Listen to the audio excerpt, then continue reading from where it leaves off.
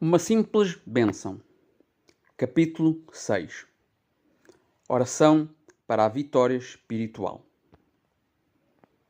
Que Deus lhe dê a força espiritual para vencer o mal e evitar a tentação. Que a graça de Deus esteja sobre você para que seus sonhos e visões se realizem. Que a bondade e a misericórdia te acompanhem todos os dias da tua longa vida. Mas graças a Deus que nos dá a vitória por meio de nosso Senhor Jesus Cristo. 1 Coríntios 15, 57. Acredito firmemente no poder das palavras para abençoar as pessoas. Como eu disse, não é porque haja magia nas palavras, mas sim pelo poder que elas têm de transmitir amor e carinho. Eu não estaria lhes contando toda a verdade, mas deixaria a impressão de que as palavras por si só serão sempre a forma mais apropriada, porque há tempo para palavras e tempo para ações. Como Tiago nos diz, suponham que um irmão ou uma irmã estejam necessitados de roupas e de alimento diário. Se um de vocês lhes disser, vão em paz, aqueçam-se e alimentem-se bem, mas não lhes der nada do que precisam para o corpo, de que adianta isso? Tiago 2, 15, 16. O apóstolo Paulo nos disse que para cultivarmos o hábito de encorajar e edificar os outros, 1 Tessalonicenses 15, 11, é uma forma de abençoar as pessoas que encontramos, mesmo que nós conheçamos ou saibamos do que precisam. Tiago, por outro lado, dizendo, não se limitem a meras palavras de encorajamento quando encontrarem alguém que claramente precisa agir. Ele nos adverte contra sermos apenas faladores quando é evidente que a ação é necessária. Abençoar com palavras deve ser nossa política. Ao lidar com todos em geral, e abençoá-los com ações se aplica especialmente às necessidades tangíveis que Deus coloca diante de nós. Todos nós já experimentamos a sensação de ver uma necessidade e sentir nossos corações se comoverem como se o próprio Deus estivesse dizendo, faça isso por mim. Pode ser um vizinho idoso do outro lado da rua que precisa de ajuda com o jardim, ou uma criança do outro lado do mundo que precisa de patrocinadores por meio de uma organização como a Compassion International. Quando vemos uma necessidade real que podemos suprir pessoalmente, as palavras por si só não bastam, como James destaca. Jesus nos ensinou que as necessidades dos outros são sempre a nossa responsabilidade. Quem é o nosso próximo? Perguntaram os fariseus. A essa pergunta Jesus respondeu com a parábola do bom samaritano, que mostra que meu próximo é qualquer pessoa com que eu encontro e que tenha uma necessidade que eu possa suprir. Lucas 10, 27 a 37. Isso se aplica à sua família o tempo todo. Aplica-se aos seus amigos, colegas de trabalho e outros crentes quando você percebe que há uma necessidade em suas vidas. Mais do que isso, como a parábola de Jesus nos mostra, seu próximo pode ser qualquer pessoa que você encontre e que precise de algo com que você possa ajudar. Você tem o poder de abençoar essas pessoas por meio de palavras e ações, oferecendo suas mãos a Deus para suprir suas necessidades. Há cerca de um ano, eu estava fazendo compras em uma tarde de domingo. Passei por um homem de meia idade sentado na calçada. Suas roupas estavam sujas e ele tinha uma expressão cansada. Seu rosto mostrava que seu coração carregava um peso enorme. Ele segurava uma placa com um pedido de comida. Senti que precisava ajudá-lo. Então parei em uma lanchonete e pedi algo para comer. Quando estacionei o carro e me aproximei dele, o homem me olhou surpreso. Entreguei-lhe a comida que havia pedido e sentei-me para conversar um pouco. Ele me contou que passara a manhã sentado perto da entrada de uma igreja. Com palavras amargas, explicou que nenhuma das pessoas que saíram da igreja sequer olhou para ele. Meu coração se apertou e eu me desculpei. Aquele homem não sabia quem eu era e eu também não o conhecia. Tenho certeza de que a comida que lhe ofereci não resolveria todos os seus problemas. No entanto, ele ficou tocado pelo simples facto de alguém estar demonstrando compaixão, oferecendo-lhe comida e palavras de incentivo. Ninguém havia sido gentil com ele por muito tempo. Ele comeu e me agradeceu quando me afastei, desejando uma bênção. Passamos quase toda a jornada falando sobre como os seguidores de Cristo não devem se concentrar em si mesmos, mas em abençoar os outros. Mostrei a vocês que abençoar os outros tem um resultado inevitável. Bênção para nós. Deus abençoa na mesma proporção em que abrirmos as mãos para receber sua bênção e em que estamos dispostos a transmiti-la àqueles que precisam.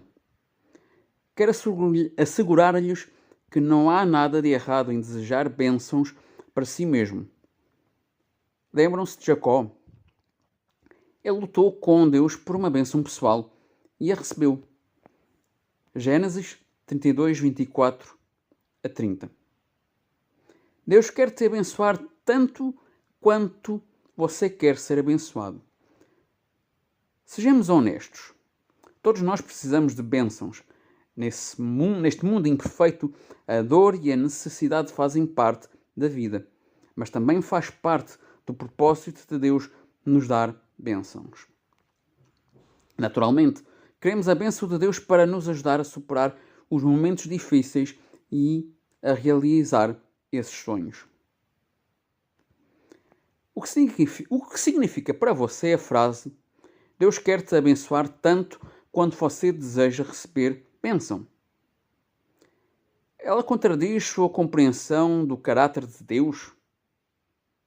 Porquê? Até que ponto as bênçãos que você recebe diariamente afetam sua concepção de Deus? Em oração, peço a Deus que te abençoe, realizando os teus sonhos. E ao mesmo tempo, oro para que os teus sonhos sejam muito mais do que sucesso profissional, riqueza ou prazer. Espero que estejas receptivo às bênçãos de Deus, sonhando com o que Ele reservou para ti. Ele é quem te criou como um ser único, diferente de qualquer outra pessoa que Ele já tenha criado, com atributos e habilidades únicas. Ele te fez assim porque tens um propósito que deves cumprir, melhor do que qualquer outra pessoa no planeta. Ele quer te abençoar colocando-te onde possas cumprir esse propósito. Isto significa que quando orarmos pela bênção de Deus, estamos a orar para que Deus nos coloque onde Ele quer que estejamos, fazendo o que Ele planeou para nós. Se agirmos contra a intenção de Deus, estaremos a agir contra a bênção que Ele quer dar-nos. Se um peixe sonhasse em voar pelas nuvens como uma águia, tenho a certeza de que Deus não abençoaria esse sonho, porque Ele não capacitou o peixe para tal. Nossos sonhos precisam estar alinhados com o propósito de Deus, que Deus tem para nossas vidas. Às vezes, não enxergamos, não vemos isso imediatamente. o propósito de Deus.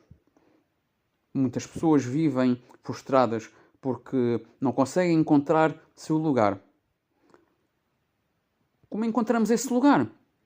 Às vezes ele se revela claramente em nossos talentos e desejos. A primeira vez que me sentei ao piano, algo se encaixou na minha alma e eu soube que havia nascido para isso. Mas para muitas pessoas o caminho não é claro. Como se estivessem envolto em névoa. Isso pode acontecer por vários motivos. Acredito que muitos, sem perceber, enterram o propósito de Deus para suas vidas sobre ambições que adotam, ditadas pela cultura mundana. Em uma sociedade tão focada em dinheiro e sucesso, é fácil que as ambições de uma pessoa sejam impulsionadas pelo conceito popular de sucesso. Como resultado, elas perdem a vida mais feliz e plena que Deus deseja lhes dar. Se o caminho para uma vida mais fácil e plena não estiver claro, você ainda pode seguir em frente de forma positiva para encontrá-lo. Você pode orar pedindo a Deus que o abençoe e sintonizar seu espírito para ouvir a resposta, dedicando tempo à palavra de Deus e meditando nela em silêncio. Você pode buscar aconselhamento com mentores cristãos em quem confia ou com amigos comprometidos que o conhecem e sinceramente desejam o melhor para você. Eles podem olhar coisas que você ainda não compreende totalmente.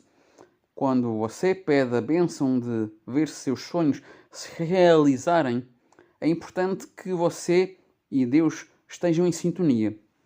Se Ele lhe deu nadadeiras, você se frustrará se sonhar com algo que exija asas.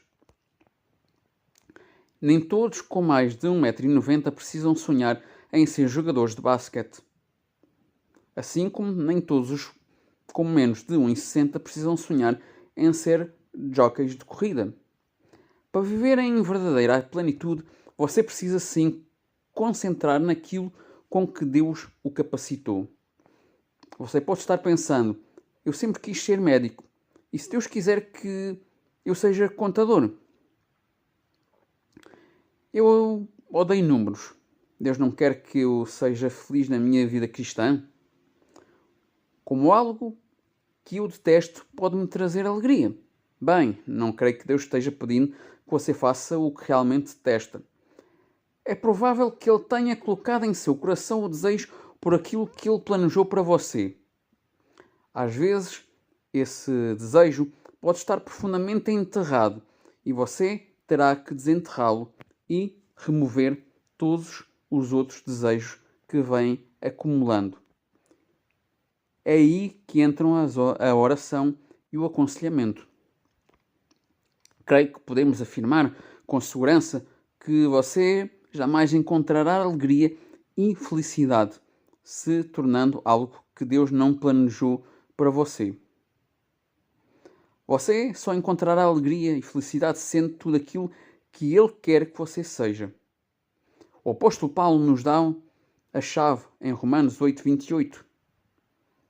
Sabemos que Deus age em todas as coisas para o bem daqueles que o amam, daqueles que foram chamados segundo o seu propósito. Deus tem um propósito para você e está chamando você para cumpri-lo. Se você não ouve esse chamado, a maneira de receber a bênção prometida é limpando sua mente de toda a confusão causada pelos seus próprios desejos. Então ore, busque conselho e ouça até que você possa ver claramente qual é a vontade de Deus. Que sonhos Deus lhe deu que já se realizaram? Que sonhos Deus plantou em seu coração que ainda aguardam para serem realizados? Como você pode entregar todos os seus sonhos àquele que deseja realizá-los? Expresse isso em termos práticos, tanto quanto possível. Não presume conhecer o propósito de Deus na sua vida. Talvez ele tenha dado talentos que o chamam para o ministério ou qualquer profissão ou ofício específico. Mas onde quer que Deus o coloque, tenha certeza de uma coisa. Ele quer abençoá-lo e quer que você abençoe outros com os dons que Ele lhe dá. É a única maneira de seus sonhos, sua visão se realizarem. Submeta-se à vontade de Deus, rendendo-se a Ele. E você poderá ter a certeza de que a bondade e a misericórdia o seguirão todos os dias da sua vida. E você habitará na casa do Senhor para sempre. A bondade de Deus é a força motriz por trás de todas as bênçãos que Ele derrama sobre nós diariamente. H.W. Tozer. Bendito serás na cidade e bendito serás no campo. Bendito será o fruto do teu ventre, as tuas colheitas, as crias do teu gado, os bezerros das tuas vacas e os cordeiros dos teus rebanhos. Bendita será a tua cesta e a tua amassadeira. Bendito sejas no lar e abençoado no caminho. Deuteronômio 28, 3-6. Para reflexão e ação. Em que aspectos você pode fazer da sua vida um exemplo da frase abençoado para abençoar? Em que coisas especificamente você pode usar as bênçãos que desfruta hoje para abençoar outras pessoas? O Senhor te abençoe e te guarde. O Senhor faça resplandecer o seu rosto sobre ti e te conceda graça.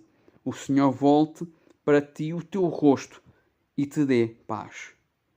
Números 6, 24-26.